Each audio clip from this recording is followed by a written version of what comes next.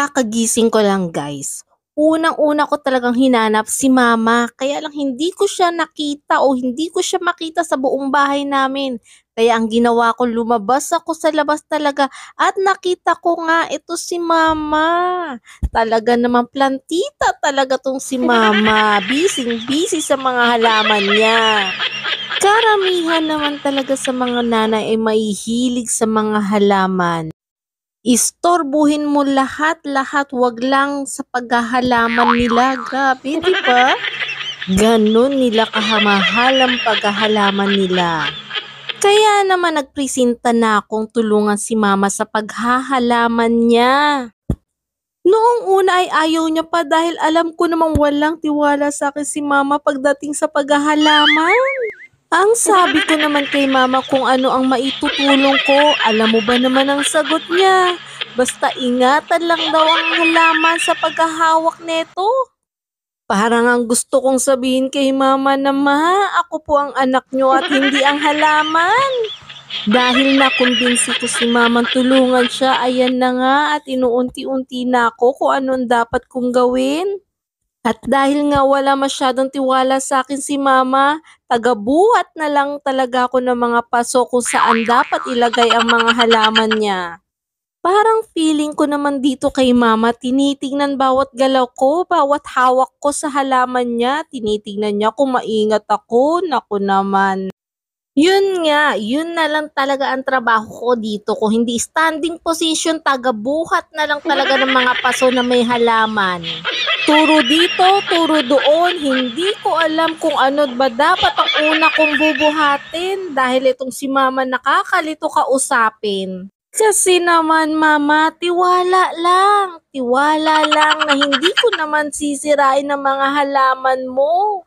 Ayun na nga, busy si mama sa paghuhukay ng mga halaman niya at ako naman ito, nako naman, busy sa pagbubuhat ng mga mabibigat na halaman ni mama.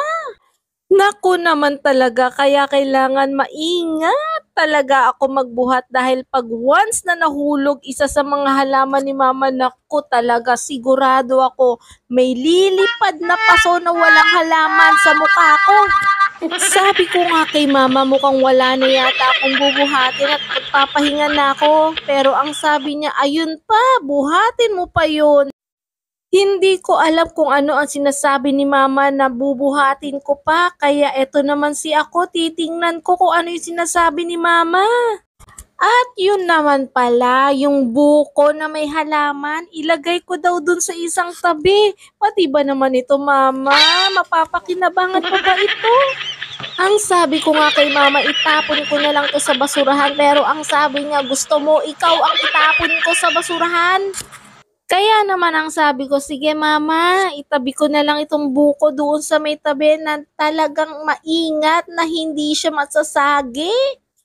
Talaga naman tong si mama, parang ang dami-daming koleksyon ng buko na may halaman. Ano ba yan mama, magbubuko salad ba tayo? Hindi ko alam kung saan lupalop ba ng sulok ng mundo niya to nakuha o napulot. Pero hindi ko rin naman alam kung anong dapat niyang gawin dito sa halaman na may buko. Kaya naman habang tinutulungan ko si mama, may naisipan na naman akong gawin na isang nakakalokang kalokohan talaga naman. Sana hindi ako habulin ni mama ng kutsilyo kapag ginawa ko to. Ang daw nga pa yung pitas ng pitas dyan.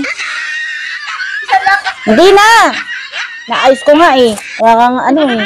Pitas ko ng pitas sa halaman ko. Mga bulok. Bulok, walang bulok dyan. Lanta lang. Mas ka dyan, babatuhin kita dyan. Mas ka dyan. Batuhin kita dyan. Ito lang mga gagawin kong juice. Juice, ginagawa bang juice yan? Batuhin kita ng ano yan. Ay naka, may tubig ka. Inanuhan na kita eh. Higit lang ako talagang tubig. Mas ka na dyan. Erwisyo ka.